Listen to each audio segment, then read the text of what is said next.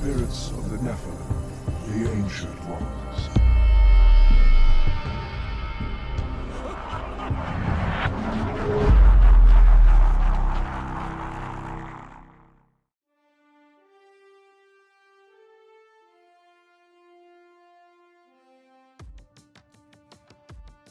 Hello and welcome to the Blue Post Roundup. This show is where I will be going over major Blue Post related and just general Blizzard notes and posts throughout the week, and summing it up for you and hopefully a 5-minute or under show with a little bit of commentary, nothing too much. Don't want to turn this into a rant, and just give you information that you need.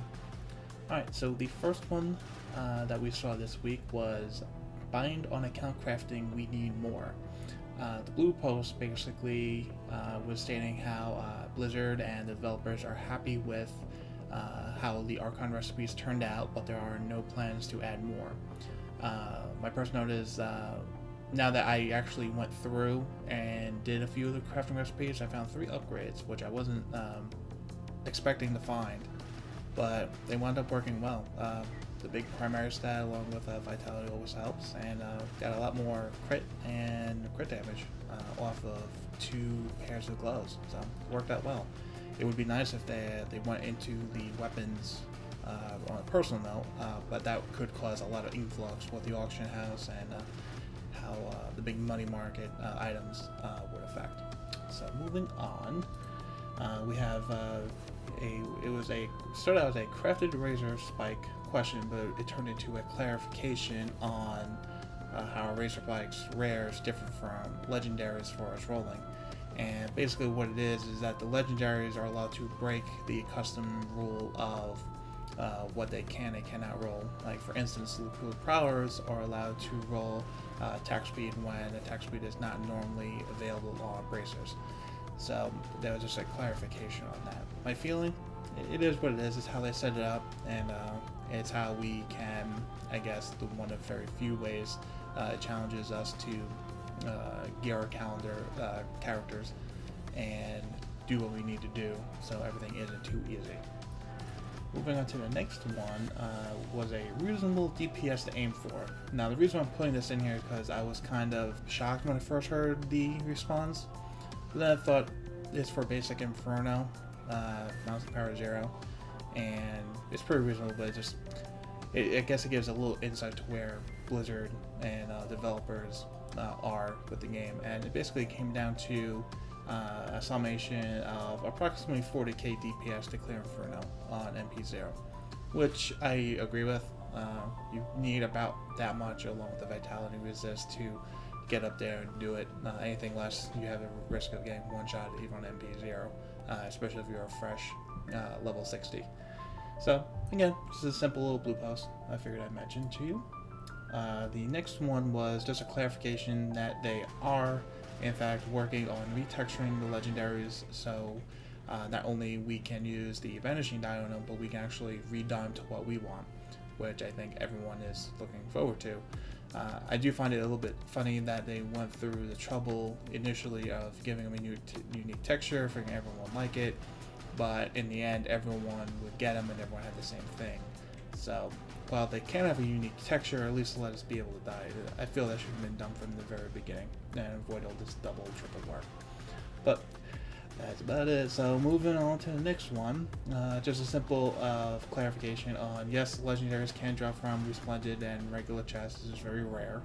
I don't think too many people actually go for chest or Resplendeds unless they happen to walk next to one in a run, because it's more about the XP and Paragon leveling or demonic essence farming, and you don't have a real chance of getting any of those opening chests. Especially back, what was it, patch 1.04 or 03, may have been even that earlier, where Magic Find and Gold Find didn't affect chest anymore. So people haven't been paying too much attention. Alright. And the last and the big one, not so much a blue post, more of a development blog, of the whole Diablo 3 coming to PlayStation 3 and PlayStation 4. Now, I find it interesting.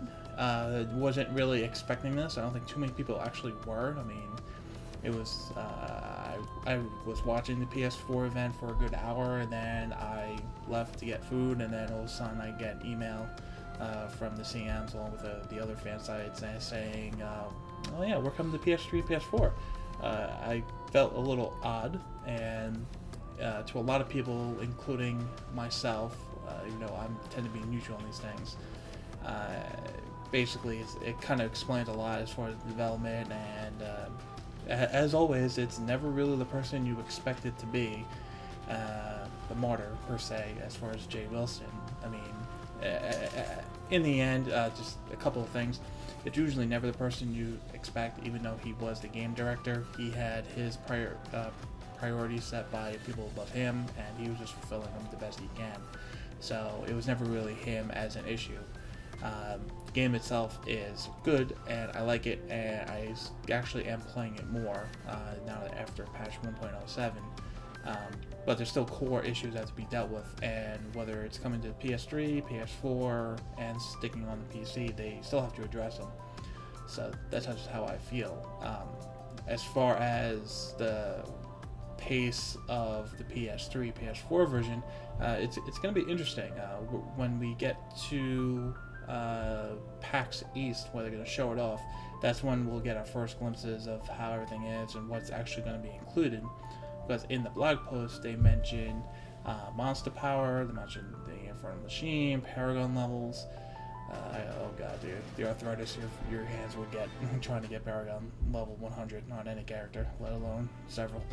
But there was not much in the auction house in the post, even though they do say and more. There was so much in the auction house, and that brings up a very weird thought of, okay, if they're going to be playing it, and let's just say they don't have the auction house and the real money auction house, and basically everything they get is either through crafting or through trading.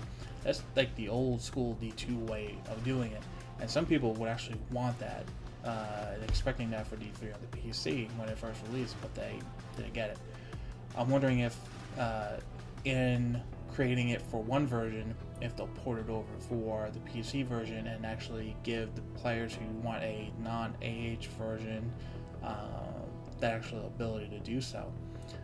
So I'm not going to go too much more into it. Not going to go too much more on a rant, because to tell you the truth, as much as we like to suspect that they had issues or they were diverting team resources, which putting one person from the main team onto the PS4 port, you're still taking a resource away. It's their game, they can do what they want with it, and quite frankly, we've known for almost the past 4 years that they were working on a console port. So they can do with it, and as long as they continue to improve the game like they have with 1.07 and make more richer content patches, more fixes, more additions in a reasonable, cohesive way, I say let them have it. It only brings more people to the game and only makes the community bigger and stronger. So that's it for the first Blue Post roundup. Hopefully the next one will be on around the same time next week if there's any interesting posts. As always, like the video, comment, subscribe, and let me know what you think. Have a good night.